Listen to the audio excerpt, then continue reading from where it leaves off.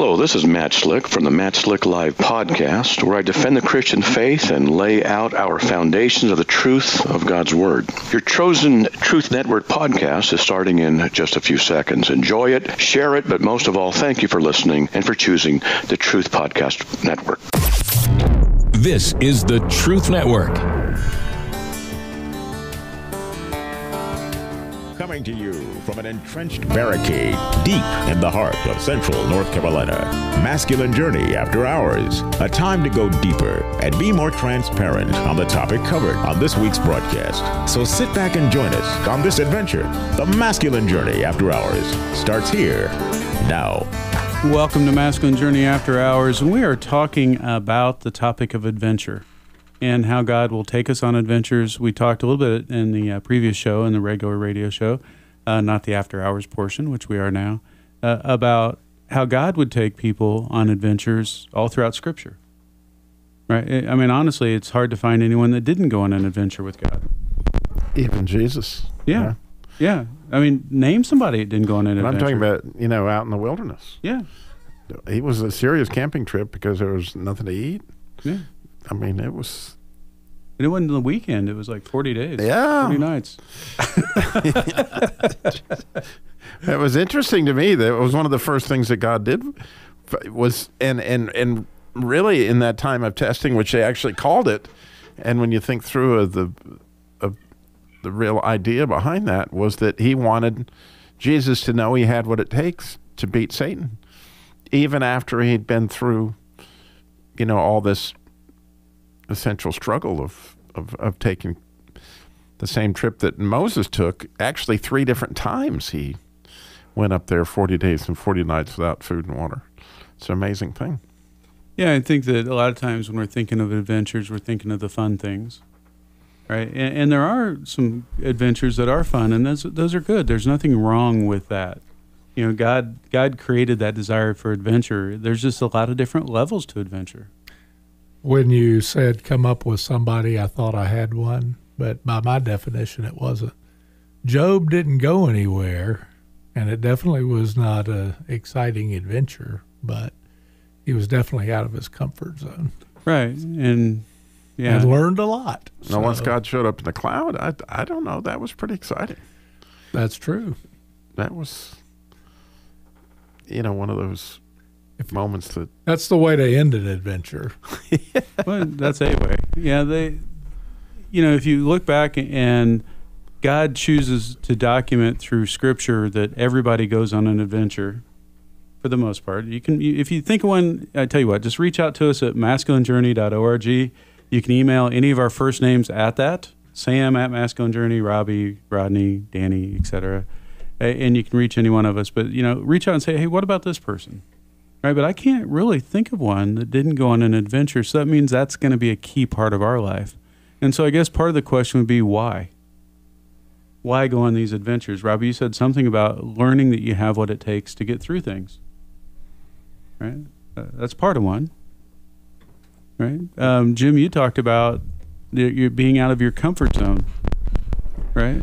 Yeah, which actually reminded me of another adventure I had with 2 friends from going through chaplaincy training. We decided after a year of that to head out west. And we went to the Badlands, which doesn't sound great, but it was one of the coolest places I'd been. But we had 3 levels of adventures. Tom was there. Tom is, to give Tom a quick one, he jumped a good 10 feet off of the Grand Canyon onto one of those pillars and then jumped back. And I was the one that was struggling with that. He was having fun. But we were in the Badlands. We had 3 levels of adventure. We had one guy who was deciding that the best thing for him to do was hang back in the parking lot and videotape. I didn't even remember him being there. I am kind of afraid of heights, and there was this 2 to 3 foot wide path along the top of a ridge where if you went off either side, you were going to slide, tumble, / fall a few hundred feet. So for me, that was, okay, I'm going to walk carefully / crawl going out here, and Tom is dancing along the rim going all the way out. It was an adventure for all of us at different levels, and we were doing it together. And that, to me, is a big part of adventure, too, is it draws you closer to those you're on the adventure with. Yeah, and it draws you closer to God. You know, I'm sure there are a few times as you're walking on that path you were praying. Oh, there was praying, plenty of praying. I think that these adventures do something for you. They expand your comfort zone, right? When you get through an adventure of something you didn't believe you could ever do, you have the power of knowing, hey, I can get through that, right? So when something less comes up, it's like, well, I've handled this, so definitely I can probably handle this, right? It's a comparison kind of thing. You can say, well, I've gotten through this, so I can probably get through that. If you think that you've just lived in this one spot and you've never ever done anything, everything's going to knock you off your feet if you don't really know how to deal with it. And so God takes us on these adventures, whether they're ones that are fun in nature, ones that we don't really enjoy as much. It's all part of the critical thing of rising us up to be the men, to be leaders, to be kings, to be people that are to be trusted with authority. Yeah, there has to be some sort of initiation going on somewhere in your life, or you're not living. And through that initiation, you kind of start to eventually learn your identity. And that's what we like to talk about, is making sure that you're initiated properly and that you identify as who God says you are, not as who others in the world say you are. So you have to maybe go through some adversity to find out, okay, yeah, you've been through that, but that's not you. You've had a rough time. You can get through things. Finding out what your kind of calling is, where you want to go, what you want to do. You may think that something sounds like a lot of fun. You go try it, and it stinks, man. It's no fun. I don't like doing that. I didn't like that adventure at all. Okay, well, go on a different one. Go with somebody else, because there's so many things that you can learn from other people when you go on their adventure and find out, wow, I had a lot of fun doing what they did, but yet I was sitting there all along thinking, this is going to be dumb, this isn't going to be fun, and you have a great time. You just never know what makes your heart come alive until you try something. It's through these adventures that God lets you move past those labels, as you were saying, right? So maybe I've always been told, I think of the TV show Lost, and if you haven't seen the show, then you're going to be lost in the me talking about it. But one of the key characters on there was a guy named Jack, and if you knew anything about Jack, is he didn't want to be a leader, but he was constantly thrust into leadership, right? And I think God does those things to us sometimes, that we get these labels from the world. He got that from his dad. His dad told him he'd never have what it takes, right, in the TV show. And I'd like to say that that's just, a drama that's not real life, but that's real life to a lot of people. That someone's told us that, a coach, a parent, a grandparent, a sibling, you take your pick, right? That we've had people that's come and tried to tear away at our identity that God gave us when he brought us to this earth, that he said, this is who you're going to uniquely be, right? And the enemy's been tearing that down. And so God comes in and takes you on these adventures to help you get some of that back, so you believe it, you know that it's true, and lets you walk in it. I think of a boot camp, Robbie, not too long ago. I guess it's been a while, where we had the two brothers that were there, Josh and can you give him the mic? Josh and I worked with the other guy. I'm drawing a blank. Yeah, Josh is the one we're going to remember. Yeah, well, and I should know his brother. I worked with him for a long time. But, Josh's story was he had never thought of himself as a leader. Right. It's interesting because at the nursing home, I relayed that story just... Jesse is the brother. Right, Jesse was the brother, yeah. Jesse and Josh. And, it was just spectacular how God took something... I just remember Josh coming up wanting to use some fishing. And I was just said, well, go in my fishing box right there. You'll get whatever you need. And that little thing for him, because his father had always, gone crazy whenever he asked to use any of his stuff, because I just said, go get in my box. It really took him into a path on that particular adventure where he started to hear that same thing, that you're a leader. He heard it from God in the new name talk. Mm-hmm.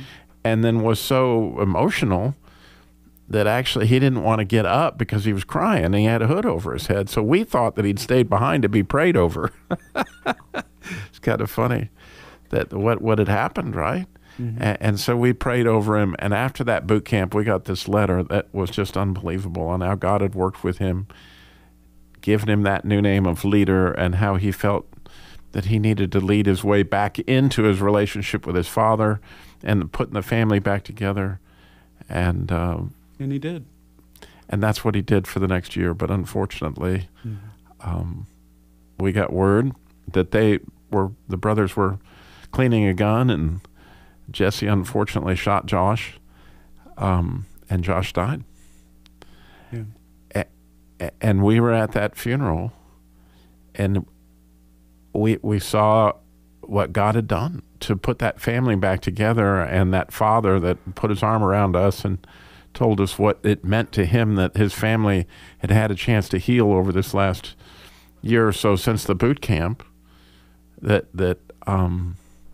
You know, I can still remember the bagpipes playing and just thinking, God, what would this scene have been like had you not given us a chance to get in on what you were doing in their lives on that adventure? Yeah, we went to the funeral, obviously very upset because we'd lost somebody we cared deeply about, you know, and it had happened with his brother, which we cared deeply about as well, and, you know, was not expecting what we got when we got there. We got a mother and father that was so very grateful that the boys had went to boot camp, that Josh had heard the things from God and how God had used Josh to put the family back together.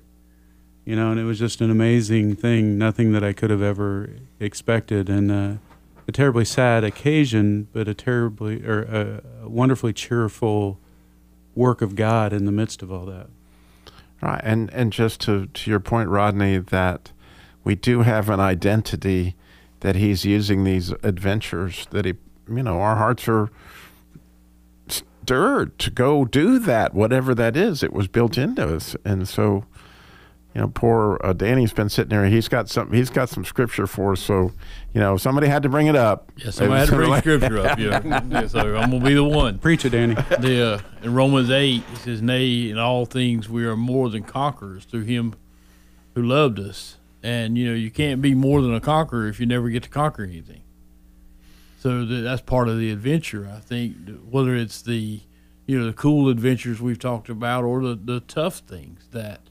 You know, the family challenges and those kind of things, because you do learn that you have what it takes. Yeah, I think back at a lot of the adventures that God's taken me on over time. You know, one of the ones, I've shared it on here before, but, you know, a couple years ago, God kind of laid it in my heart to quit buying my boys presents for Christmas.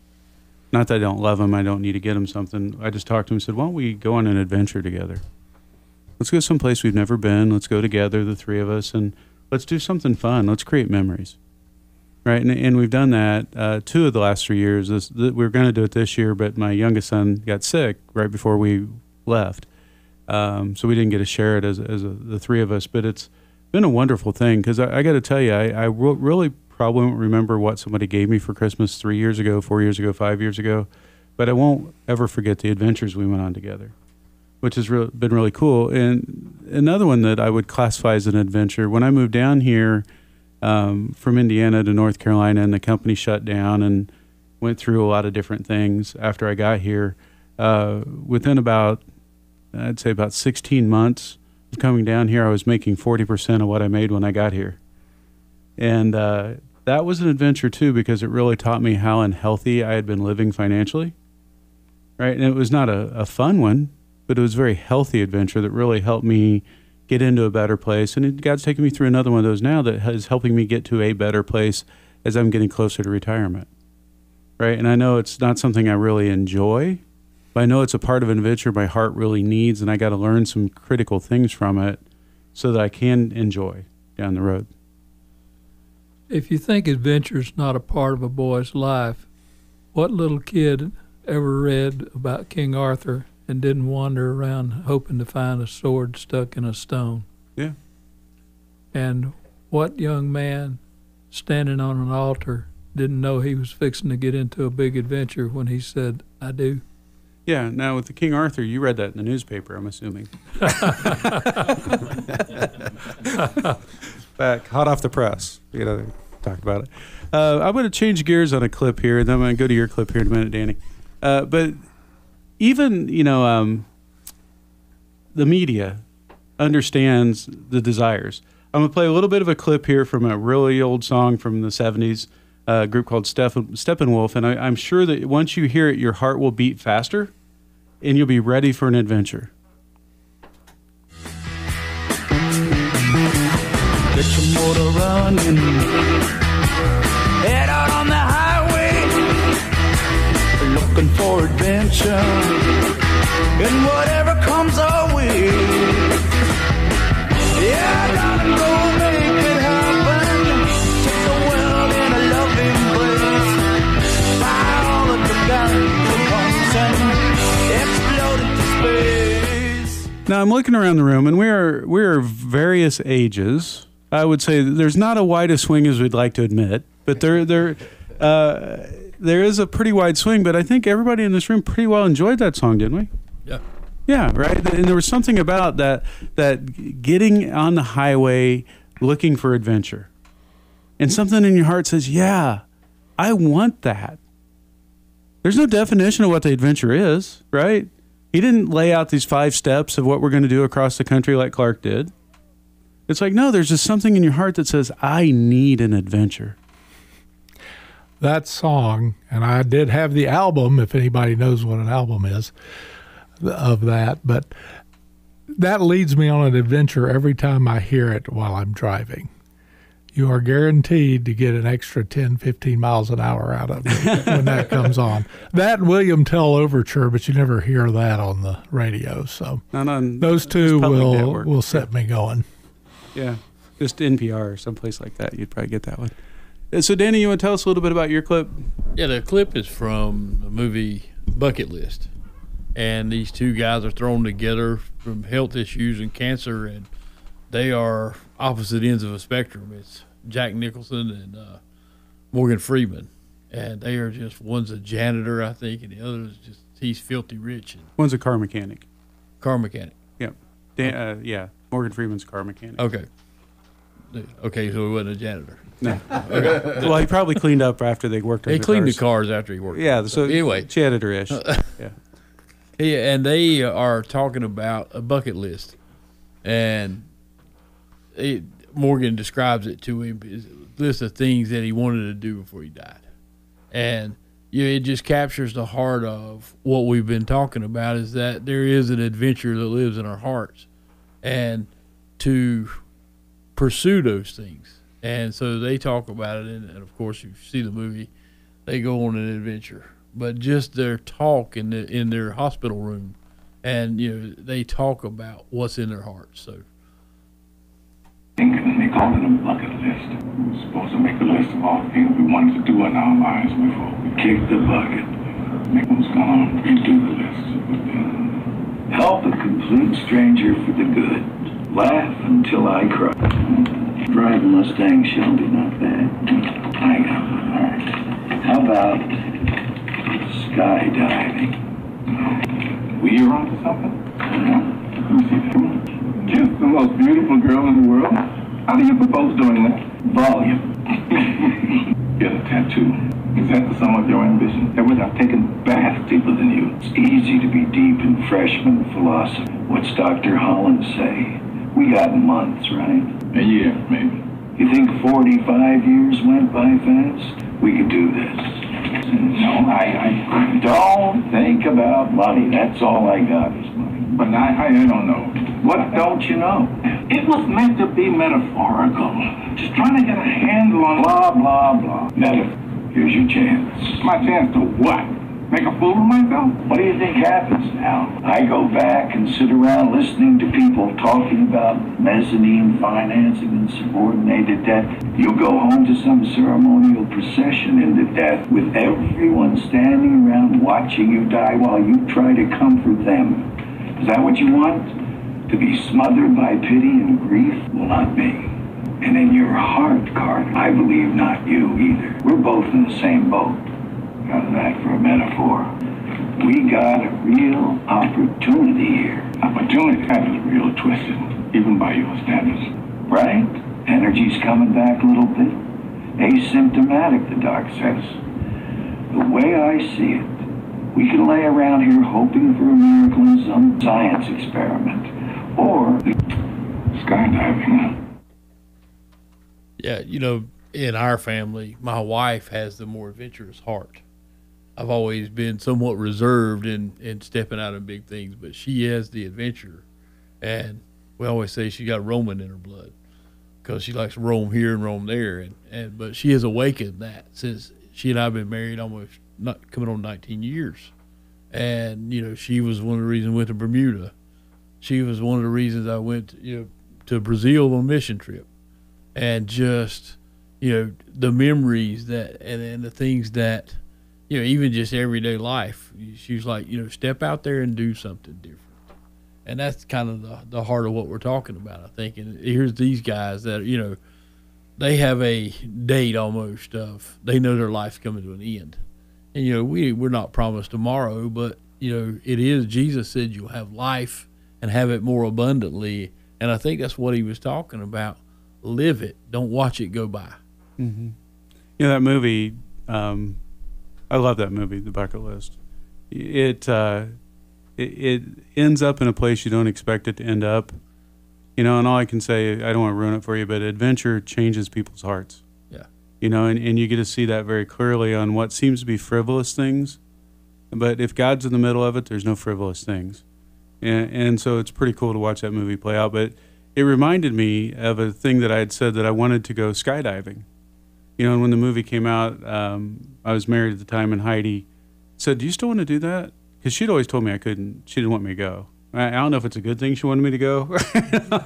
Now, before she was always scared. But and for my birthday that year, she bought me a skydiving, tandem skydiving jump, and I had to lose some weight to do it, so it took a little while for me to do that. Did she pack your chute? She did not. She did not. I made sure that the guy that was going to be flying with me did. Fast forward, I don't know that I would do it again. Not that it wasn't cool. The landing was not fun. Yeah, they don't tell you come in at very, very fast and you slide like you're going into base. It's not. That part's not a lot of fun. But that's like a balloon landing if you ever ride in a balloon. Oh, is it really? Yeah, because you think about it, they have no control. I thought, this would be my adventure. I want to ride in a balloon. Well, don't think about it. It's absolutely a controlled crash because the wind is blowing the balloon. What are you going to do? Oh, yeah. Stop. No. No brakes. You just slide a tree in the way, no problem. Wham. There you go. That's kind of the way it was when you landed. It was a big grass field, but there were a lot of mole holes, I think, in that field because I think I felt every one of them as we came down through there. But to be Did she pick the field? No, she didn't. But to be up in the sky for that few minutes of free falling was so incredibly amazing. It was breathtaking. To the point where the guy's like, "Hey, you really need to pull the chute now. It's time to pull the chute." Not quite as much like on the bucket list. And I'm like, "Oh yeah." So I did, and then you get a wedgie that you wouldn't believe. But yeah, still, that part not as much fun, but the view down was incredible, even though it was painful. Talking about the moment that the chute opened? Oh yeah, that's when the wedgie happens. Oh yeah. That's it. Yeah. Gravity becomes a very clear picture in your mind when that happens. It's like you're reminded. Yeah, strap placement matters. I'm just telling you, if you go skydiving, it's a whole different definition of the word chute. Oh yeah, yeah. Wow. Yeah. Michelle bought me it's a beginner's flight thing because I talked to her about one time. I always thought I wanted to be a pilot, and so she bought me the beginner's thing to fly a little Cessna. And the guy we took off. It was a very windy day, and he actually let me fly the plane. Wow. And I'm like, this isn't as much fun as I thought it was going to be because I looked at him right when he said, "Well, turn around, let's go back toward the airport." I said, "You are landing this thing, correct?" He said, "Yes." So. Oh yeah. Hey Wayne, we forgot you there for a few minutes. What would you like to add? We got a couple minutes left in the show. Anything that's on your heart? Yeah, I've been listening to you guys talk, and you mentioned it a couple of times, each of you, in kind of your stories is the expectation of things, and how in each one of these things you've had some different expectations, and it seems, at least my own life that's kind of what's gotten me in trouble. That's what causes the fear. That's what has caused the problems in my own mind, and also some of the exhilaration, right? You know, that you found an expectation that you weren't expecting there with the ultimate wedgie. Yeah, I did. And, but the funny thing about those expectations is we really have no control over the outcome of any of these adventures that we go on. There's really only one expectation that we can truly rely on, and that's that we're not going to be alone in these things. No matter what the outcome looks like at the end, we're never alone. He's always with us. God is always with us. He said He'll never leave us, never forsake us. And I think ultimately, we mentioned it in the first show, right? What is it? What is the outcome of a lot of these things? And I think that's the greatest outcome, is that we learn that we truly are not alone in these things. That's a great point. Because that's what the enemy is trying to do most of all, is trying to make you think that you're on your own. You're on your own in your debt. You're on your own in your sickness. You're on your own in whatever. Fill in the blank. Because that's what he's going to keep telling you. Go ahead, Wayne. Even with fear, right? I mean, with fear, that's an expectation. It's an expectation of something bad's going to happen, right? I mean, the enemy will come at you every way possible to get you out of the true adventure that God has placed you on. Thanks, Wayne. I'd ask that you'd pray this week about, God, what adventures do you have me on right now that I don't have eyes to see? Right? I may think it's just something I don't want to be going through. It may be something that's painful, but what do you have in store for me through this? And ask Him to kind of open your eyes to that. I'd ask you to pray about coming to the boot camp, because I can promise you He's got something special there for you. If not this one, the next one, but definitely if you can come to this one, please do. Go to masculinejourney.org to register, and we'll talk to you next week. In the meantime, just take an adventure with God, even a short one this week, and enjoy it. This is the Truth Network.